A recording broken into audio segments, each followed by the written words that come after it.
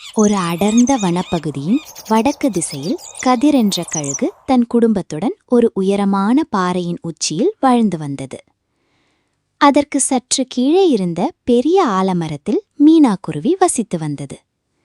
கதிர் மிகவும் வலிமையானது, ஆனால் மீனாக்குருவி மிகவும் தந்திரமானது. இருவரும் நீண்ட கால நண்பர்கள். ஒரு சமயம் காட்டில் பெரும் புயல் மழை வீசியது. கதிருக்கு உணவு கிடைக்காமல் தவித்தது.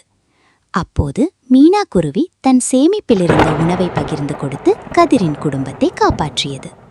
இதற்காக கதிர் மீனாக்குருவிக்கு எப்போதும் நன்றியுடன் இருந்தது. நாட்கள் செல்ல செல்ல கதிருக்கு ஒரு அழகான ஆண் குஞ்சு பிறந்தது. அதே சமயம் மீனாக்குருவிக்கும் ஒரு பெண் குஞ்சு பிறந்தது. ஒரு நாள் கதிர் உணவு தேட வெகு தூரம் செல்ல வேண்டியிருந்தது. நண்பா, நான் இன்று மலைகளுக்கு அப்பால் வேட்டைக்கு செல்கிறேன். என் குஞ்சை இன்னும் பறக்க பழகவில்லை. தயவு செய்து இன்று ஒரு நாள் மட்டும் கவனித்துக் கொள்வாயா என்று கேட்டது. மீனாக்குருவியும் சம்மதித்தது. நீ போயிட்டு வா, உன்னோட குழந்தைய நான் பாதுகாப்பா பாத்துக்கிறேன். கதிர் சென்ற பிறகு மீனாக்குருவி தன் குஞ்சுடன் கதிரின் கூட்டுக்கு வந்தது. அப்போது அங்கு ஒரு பெரிய பாம்பு முட்டைகளை தேடி வருவதை பார்த்தது. தந்திரமான மீனாக்குருவி தன் குஞ்சை காப்பாற்ற நினைத்து பாம்பின் கவனத்தை திசை திருப்பி கதிரின் குஞ்சை கூட்டினோரத்தில் தள்ளிவிட்டது. பாம்பு கதிரின் குஞ்சை தாக்கியது. இதில் கதிரின் குழந்தை இறந்தது. மீனாக்குருவி தன் குஞ்சை தூக்கிக் கொண்டு தப்பியது. மாலை கதிர் திரும்பி வந்தபோது தன் குஞ்சை இறந்து கிடப்பதை பார்த்து கதறியது. மீனாக்குருவி அங்கே வந்து, கதிர், நான் தூங்கிக் கொண்டிருந்தபோது ஏதோ ஒரு மிருகம் வந்து தாக்கிவிட்டது. என்னால் தடுக்க முடியவில்லை என்று பொய் சொன்னது. கதிர் முதலில் அதை நம்பினாலும் அங்கு சிதறி கிடந்த இறக்கைகளைக் கண்டு மீனாக்குருவியின் மீது சந்தேகம் கொண்டது. உண்மையை அறிய கதிர் ஒரு நாள் பக்கத்து மரத்தில் இருந்த கிளிகளிடம் விசாரித்தது. அப்போது மீனாக்குருவிதான் தன் பிள்ளையை பாம்பிடம் பலி கொடுத்த உண்மை தெரிய வந்தது. நண்பன் என்று நம்பி என் பிள்ளையை ஒப்படைத்தேன், ஆனால் எனக்கு துரோகம் செய்துவிட்டது என்று கதிர் ஆத்திரமடைந்தது.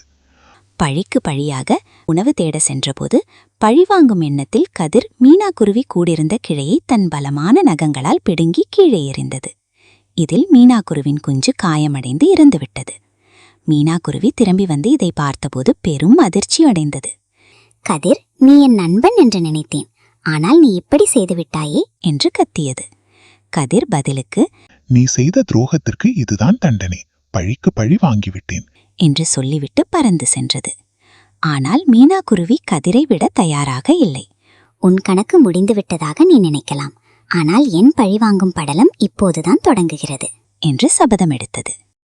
கொஞ்ச நாள் கழித்து கதிருக்கு ஒரு அழகான ஆண் குழந்தை பிறந்தது. மீனாக்குருவிக்கு ஒரு பெண் குழந்தை பிறந்தது.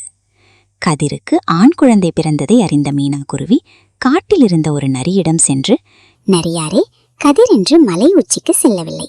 அது தன் பிள்ளையை தனியாக விட்டுவிட்டு ஆற்றுக்கு சென்றிருக்கிறது. நீங்கள் இப்போது சென்றால் சுலபமாக வேட்டையாடலாம் என்று ஆசை காட்டியது. ஆனா அந்த நரி மிகவும் தந்திரமானது. நரிக்கு கதிரின் வலிமை தெரியும் என்பதால் அது கதிரிடமே சென்று திட்டத்தை சொன்னது. கதிர் இப்போது மீனாக்குருவியை முற்றிலுமாக ஒழிக்க நினைத்தது. நரியிடம் ஒரு திட்டம் சொன்னது. நரியே, மீனாக்குருவி இரவு நேரத்தில் ஒரு குறிப்பிட்ட மரப்பொந்தில் தூங்கும். நீ அங்கே சென்று வேட்டையாடிக்கொள் என்றது. இரவு நேரத்தில் நரி அந்த மரப்பொந்துக்கு சென்றது. ஆனால் அங்கு மீனாக்குருவியின் குஞ்சு மட்டுமே இருந்தது. மீனாக்குருவி உணவு தேட போயிருந்தது. நரி மீனாக்குருவியின் குஞ்சை கொன்றது. மீனாக்குருவி திரும்பி வந்து தன் குஞ்சு இறந்து கிடப்பதைக் கண்டு கதிரி அழுதது. இதற்கெல்லாம் காரணம் கதிர் தான் என்று அதற்கு புரிந்தது. எதிர்பாராத விதமாக கதிர் இல்லாத நேரத்தில் கதிரின் குழந்தையை அங்கிருந்த பாம்பு தாக்கியது. மீண்டும் கதிரின் குழந்தை இறந்தது. இரண்டு நண்பர்களும் இப்போது தங்கள் குழந்தைகளை இழந்து நின்றனர். மீனாக்குருவி அழுது கொண்டே கதிரிடம் வந்தது. கதிர், நாம் ஒருவரை ஒருவர் பழிவாங்க நினைத்ததுல நம் குழந்தைகளையே இழந்து விட்டோம். உன் துரோகத்திற்கு நான் செய்த தந்திரமும் என் தந்திரத்திற்கு நீ செய்த பழியும் நம் வாழ்வையே சூன்யமாக்கிவிட்டது என்று வருந்தியது. கதிரும் தன் தவறை உணர்ந்து தலை குனிந்தது. பழிவாங்குதல் என்பது ஒரு இருபுறமும் கூர்மையுள்ள கத்தி. நாம் அடுத்தவரை தாக்க பயன்படுத்தும் அதே ஆயுதம் ஏதோ ஒரு வகையில் நம்மையும் சேர்த்தே அழிக்கும். மன்னிப்பும் சகிப்புத்தன்மையுமே வாழ்வின் உண்மையான வலிமை என்று தங்கள் தவறை உணர்ந்து மீண்டும் நண்பர்களாக இருந்தார்கள். நண்பர்களே, பழிக்கு பழிவாங்கும் எண்ணம் தீயை போன்றது. அது எதிரியை மட்டும் அழிக்காது, இறுதியில் நம்மையும் நமக்கு பிடித்தமானவர்களையும் சேர்த்தே அழித்துவிடும். மன்னிப்பே வாழ்க்கையை நிம்மதியாக்கும். ஒரு மிகப்பெரிய மலைப்பகுதியின் அடிவாரத்தில் பசுமையான புல்வெளிகள் இருந்தன. அங்கே பல வண்ணமயமான பூச்செடிகளும் கம்பீரமான மரங்களும் வளர்ந்து நின்றன. ஆனால் அந்த மலைப்பாதையின் நடுவே ஒரு கரடுமுரடான பாறைக்கு அடியில் ஒரு சிறிய ரோஜா செடி முளைக்கத் தொடங்கியது. மற்ற செடிகளெல்லாம் மென்மையான மண்ணில் சுகமாக வளர்ந்து கொண்டிருந்தபோது அந்த ரோஜா செடி மட்டும் கடினமான பாறைகளை துளைத்து கொண்டு வரவேண்டியிருந்தது.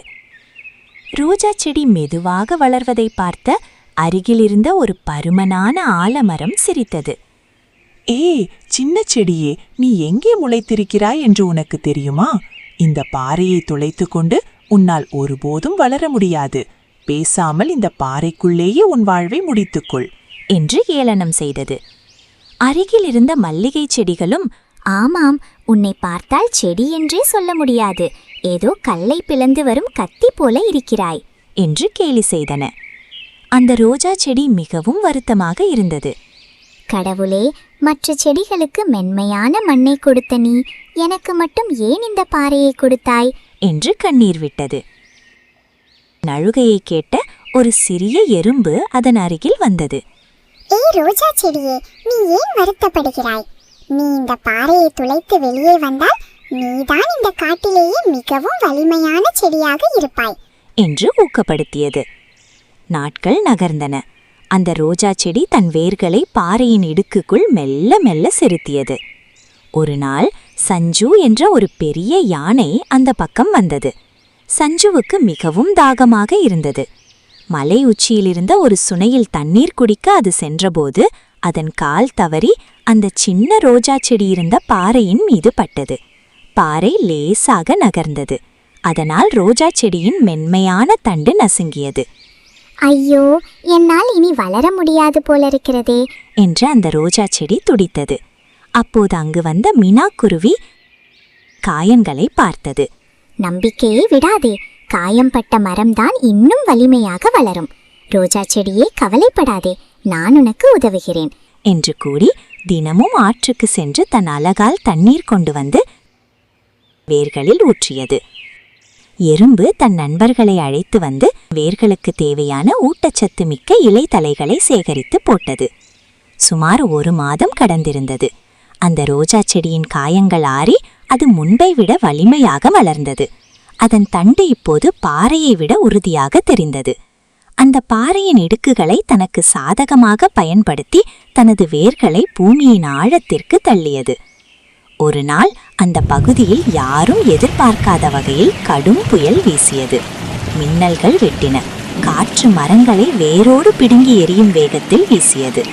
மென்மையான மண்ணில் மிதப்பாக வளர்ந்து கொண்டிருந்த மல்லிகை செடிகளும் தங்களை வலிமையானவர்கள் என்று நினைத்து கொண்டிருந்த சில தேக்கு மரங்களும் கூட வேரோடு சாய்ந்தன. ஆனால் அந்த ரோஜா செடி பாறைக்கு இடையில் தன் வேர்களை மிகவும் ஆழமாக பதித்திருந்ததால் அந்த புயலிலும் அசையாமல் நின்றது. உண்மையில் அந்த பாறை ஒரு கவசமாக மாறி பலமான காற்றிலிருந்து பாதுகாத்தது. புயல் நின்ற பிறகு காடே சிதைந்து கிடந்தது. ஆனால் கம்பீரமாக நின்றது.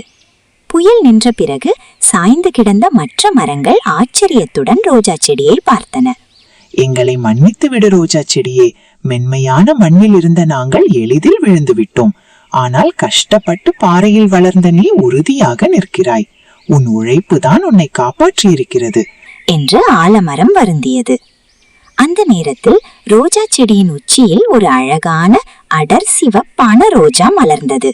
அதன் மனம் காடு முழுவதும் பரவியது. மலையேற வந்த பயணிகள் அனைவரும் அந்த பாறையின் நடுவே பூத்திருந்த அதிசய மலரை பார்த்து வியந்தனர். எவ்வளவு கஷ்டமான இடத்திலும் இவ்வளவு அழகாக பூக்க முடிகிறதே என்று அவர்கள் ரோஜா செடியை வியர்ந்து பார்த்தனர். பார்த்தாயா ரோஜா செடியே, உன்னோட கஷ்டங்கள் தான் உன்னை இந்த அளவிற்கு அழகாக்கி இருக்கிறது என்று எறும்பும் மினாக்குருவியும் மகிழ்ச்சியுடன் கூறினர். அன்று முதல் அந்த ரோஜா செடி அந்த மலையின் பாறை ராணி என்று அழைக்கப்பட்டது. சுற்றி இருந்த மற்ற செடிகள் இப்போது ரோஜா செடியை கேலி செய்யவில்லை. மாறாக அவளிடம் வந்து எப்படி இவ்வளவு உறுதியாக இருக்க வேண்டும் என்று பாடம் கற்றன. ரோஜா செடியும் தான் சேமித்து வைத்திருந்த தண்ணீரை மற்ற செடிகளுக்கும் பகிர்ந்து கொடுத்து ஒற்றுமையாக இருக்க கற்றுக் கொடுத்தது.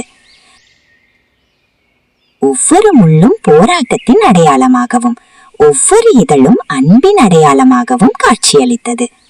நண்பர்களே, வாழ்க்கையில் வரும் தடைகளும் கஷ்டங்களும் நம்மை அழிப்பதற்காக அல்ல, நம்மை இன்னும் வலிமையாக்குவதற்காகவே வருகின்றன. விடாமுயற்சியுடன் போராடினால் கடினமான பாதையும் வெற்றியை கொடுக்கும். ஒருவரின் உயர்வு அவரது சூழ்நிலையில் இல்லை, அவரது முயற்சியில்தான் இருக்கிறது.